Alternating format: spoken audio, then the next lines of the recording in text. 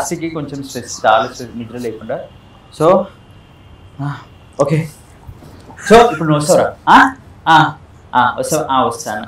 తర్వాత కడుతావు. నువ్వు వదిలాడు కాడు దిగుతాను. కాడు దిగినాక పెళ్ళికి కిషోరాన్ని వస్తాడు. డైలాగ్ చెప్తాడు. అరే సాత్విక్ అది వచ్చావు కదా, వచ్చావు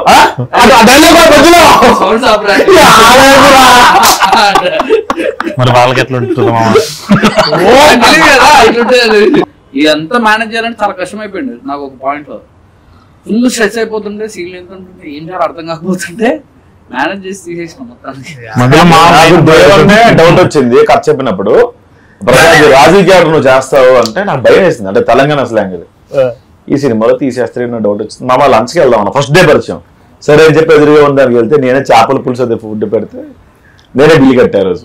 అప్పుడు అది పది మనసులో పెట్టుకుని క్యారెక్టర్ వచ్చి తీసేదా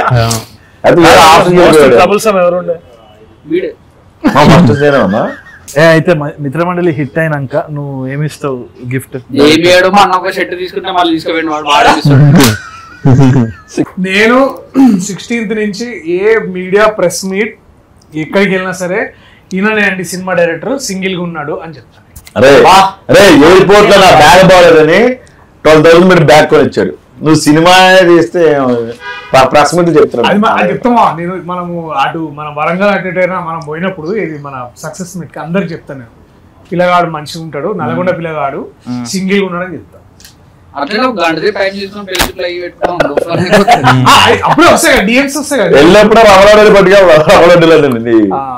పూల పనులు మార్చుకుంటే ఎవరు ఒక్క రూపాయి తీరేది రూపాయి. అక్టోబర్ 16 మాట్లాడు. నేను మాత్రం షూ కొని ఇస్తాను మామ. డెకత్లోకి వెళ్దాం మామ, డెకత్లోకి వెళ్దాం మామ.